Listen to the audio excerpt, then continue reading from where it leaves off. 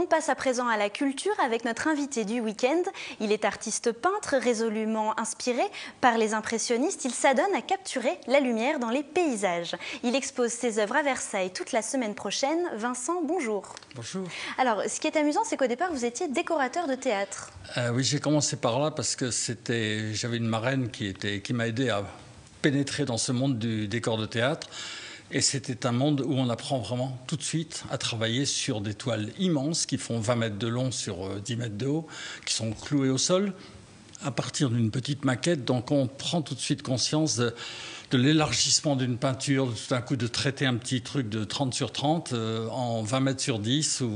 Et c'est très amusant parce qu'on peint avec un balai au début, on peint des ciels qui font... Enfin, on apprend vraiment son métier, on fait du faux bois, on fait du faux marbre, on fait du trompe-l'œil, on fait des tas de choses très variées. Et vraiment, il faut que ça fonctionne parce qu'ensuite c'est accroché dans les décors du théâtre. Là, il y a un metteur en scène qui va vous dire tout ça c'est nul parce qu'avec sa lumière ça marche plus. Il faut tout refaire sur place pendant que les comédiens répètent en dessous. Et ça m'a permis de voir débuter Jeanne Moreau, enfin des gens comme ça, qui avaient mon âge à l'époque. Mais est-ce que vous peignez déjà à cette époque-là? Oui, je peignais un petit peu. Je peignais avec la peinture à la colle que je piquais dans l'atelier de décor théâtre, parce que je n'avais pas les moyens de m'acheter de la peinture à l'huile, donc je peignais déjà. Pas grand-chose. Mais quand est-ce que s'est fait la bascule réellement? Vous avez la bascule s'est faite. J'habitais à ce moment-là en Espagne et je peignais beaucoup. Et puis j'habitais au milieu d'une colonie allemande très importante. Et un jour, il y a un Allemand qui est venu me voir qui me dit « Mais est-ce que vous vendez vos tableaux ?» Moi, je dis « Oui ». J'ai dit « Oui ». Et je lui ai dit « Tiens, venez dimanche, je vais faire une expo à la maison ». Et j'ai fait une expo, j'ai exposé comme ça une trentaine de toiles et j'en ai vendu 20. J'ai dit « Mais voilà, c'est formidable ». Et à partir de là, j'ai complètement laissé tomber tout ce que je faisais avant, qui était sans intérêt pour moi.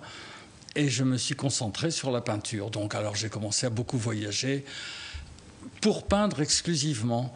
Et là, je me suis aperçu que peindre, c'était non seulement, si vous voulez, c'était un plaisir, bien sûr, c'était une vocation, c'était un travail, mais c'était essentiellement une concentration totale. C'est-à-dire que si on peint, on est peintre, on n'est pas n'importe quoi, puis un petit peu peintre. Oui, ça s'est imposé à vous, finalement. Ça s'est imposé à moi, si vous voulez. Et le double aspect de la peinture, c'est-à-dire que peindre, c'est très bien, mais faire savoir que l'on peint, c'est aussi important. Et là, on va en parler de ce double rôle. Il faut être aussi commercial quand on est peintre pour pouvoir en vivre. Vous aviez quel âge quand vous avez eu ce déclic? Le déclic, j'avais 30 ans passés, j'avais un peu plus de 30 ans, donc ça fait maintenant 45 ans que je vis de ma peinture complètement. Alors, on a vu à l'image, pendant que vous parliez, certains de vos tableaux, on reconnaît là l'inspiration des impressionnistes. On pense à Pissarro, à Monet. Totalement, oui, totalement. Pour moi, là, si vous voulez, le choc culturel, un des chocs culturels, c'est la Pie de Monet à Orsay, devant laquelle je suis allé la voir 10 fois et je me suis dit, voilà, pour moi, c'est ça la peinture. C'est cette transposition d'un paysage tout à fait simplé, une barrière, quelques arbres, de la neige et une pie posée sur la barrière. Mais il y a une lumière qui sort de là, il y a une magie.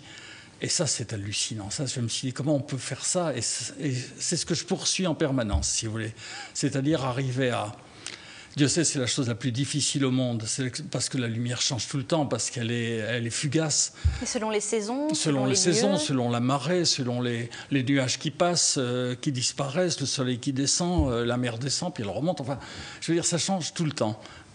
C'est pas frustrant, parce que vous courez après quelque chose, en fait, depuis 45 ans?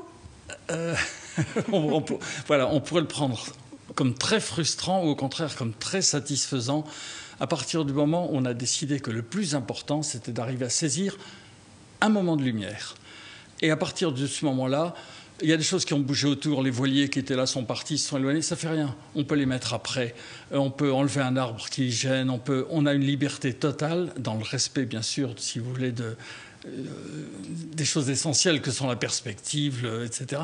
Mais on a une liberté totale de modifier les choses à partir du moment où on a réussi, enfin pour ce qui me concerne, à capter un moment de lumière comme ça magique.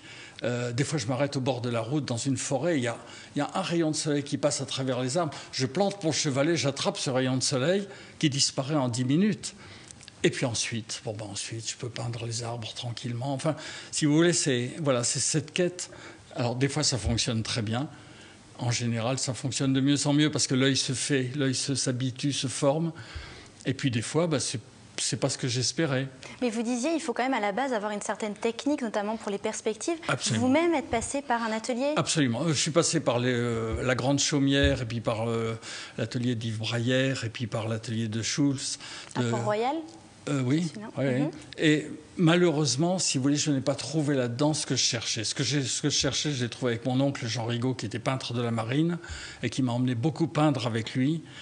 Et là, j'ai compris ce que c'était que, justement, que saisir quelque chose de fugace, mais à travers une technique quand même épurée, qui ne vous encombre plus, qui vous laisse la liberté. Je voulais revenir sur ce que vous disiez au début de cet entretien. Vous parliez de l'aspect commercial, parce que oui, vous faites des tableaux, vous êtes passionné, mais après, il faut en vivre, il faut les vendre. Exactement. Peindre, si vous voulez peindre pour peindre, il y a des tas de gens, des peintres amateurs qui font ça, qui le font très bien, mais ils font ça le samedi, le dimanche, en vacances, et ils inondent leur famille de leur toile, et c'est très bien comme ça. Quand on est peintre professionnel, c'est tout à fait autre chose. Là, par exemple, je viens d'avoir une exposition à Dallas, au Texas, je viens d'avoir une exposition à Genève. Il faut les trouver, ces galeries. Donc, il faut d'abord, ce que j'ai fait quand je suis parti en Floride il y a 35 ans, avec une dizaine de petits tableaux.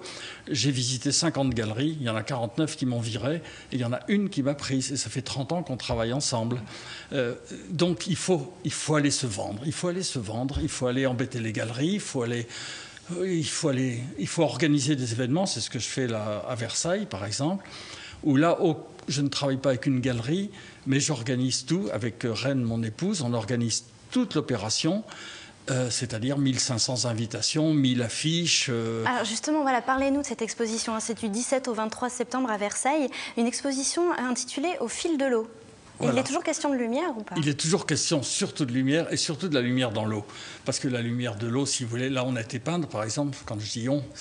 Avec votre épouse? C'est tous les deux. On a été peindre sur les canaux de Bretagne. Eh bien, il faisait un temps très breton, vraiment breton, mais c'était magique. C'était magique, il y avait une lumière extraordinaire dans les frondaisons, sous les canaux, etc. C'est toujours, si vous voulez, la même histoire. C'est non pas de chercher un sujet pour un sujet en se disant ça va bien se vendre. C'est d'arriver à trouver quelque chose qui vous corresponde et ensuite d'essayer de le transcender pour en faire quelque chose de beau, de joyeux. Moi, ça a été toujours un peu ma démarche, c'est que ma peinture, j'essaye qu'elle soit gaie, qu'elle soit joyeuse, qu'elle soit heureuse, pour que les gens qui ont acheté un tableau se disent, en partant au travail le matin sous la pluie, ils ont quelque chose qui leur donne un peu de joie, un peu de soleil. En tout cas, ça donne envie de venir la voir, cette exposition, donc du 17 au 23 septembre, une exposition donc, on imagine pleine de lumière et de joie. Comme vous le disiez, merci beaucoup Vincent d'être venu. Mais je vous en prie, merci à vous. Aujourd'hui.